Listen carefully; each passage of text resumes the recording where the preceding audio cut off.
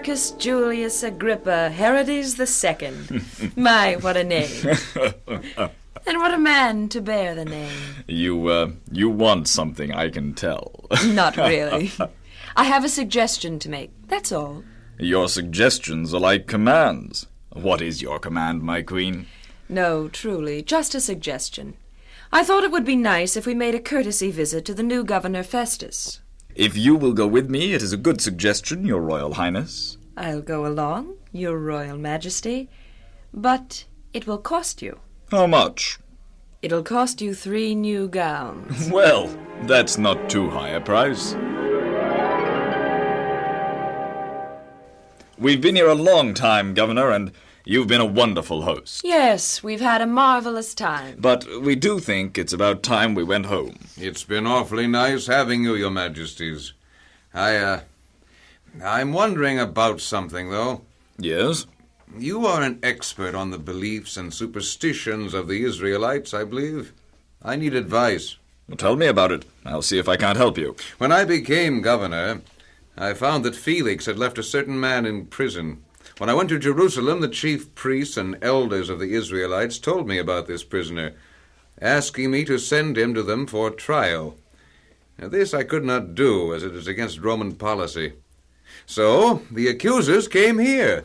We tried the man in my judgment hall. I had been led to believe that the prisoner was a dangerous criminal and deserved the death sentence. Instead, it was a question of their own superstition over one named Jesus, which had died, but whom Paul, the prisoner, claimed had been resurrected from the dead. Sounds interesting. Quite, Your Majesty. I could find no wrong in the man, and could not find him guilty of the charges. To gain favor with the Israelites, however, I did suggest that Paul be taken to Jerusalem and tried before the Sanhedrin. But Paul refused. Refused? A prisoner? Well, he has no choice. He does. You see, he's a Roman citizen by birth, and he appealed to the emperor. So I am going to have to send him to Rome. However, I don't know what to write to the emperor. That is the legal advice I would like to have from you. Roman citizen. An unusual case. Well, before I could give any advice, I would like to talk to the man. Ask him some questions. I'd be happy if you would, Your Majesty. May I be there too? I order you to be at the hearing. Yes, Your Majesty. Will it be just we 3? No, if it meets with the governor's approval. His Majesty's wish is my command. Where have I heard that before? Why not have some of the accusing Israelites present? With His Majesty's permission, I shall use this occasion for an imposing display in honor of my royal visitors. The rich and principal men of the city, the chief captains, and all people of importance will be present. Then, with great pomp and blowing of trumpets, His Majesties will enter. With the gleaming swords and armor of the officers and the rich robes of the guests, it will be a brilliant and unforgettable scene. I like it. So do I.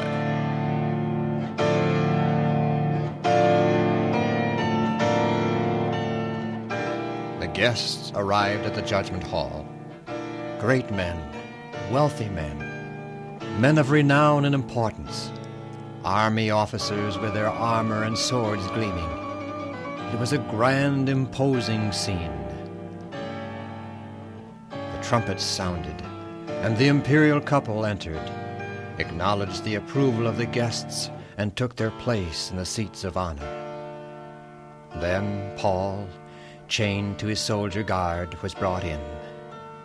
There was nothing about his appearance that would lead the world to pay him homage.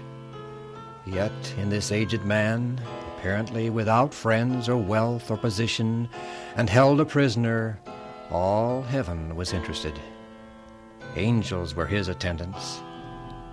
Had the glory of just one angel flashed forth, the pomp and pride of royalty would have paled to nothing. He's older than I thought he'd be. But he is no novice. He stands straight and erect, proudly. The pomp and wealth and power of those about him does not daunt his courage or rob him of self-control. His face, his bearing, his courage and unfaltering spirit testify to the greatness of the man. No wonder the Israelite leaders fear and hate him. It's jealousy, pure and simple. King Agrippa, and all who are here present, you see this man against whom all the Israelite people, both here and in Jerusalem, have brought complaints to me. They loudly proclaim that he should die. But I could not find that he had done anything worthy of death. And since he himself has made an appeal to the emperor, I shall have to send him to Rome to be tried. But I do not have anything definite about him to write to the emperor. So I have brought him here before you, and especially before you, King Agrippa, so that, after hearing his case, I may have something to write. For it seems unreasonable to me to send a prisoner to the emperor without clearly stating what the charges are against him.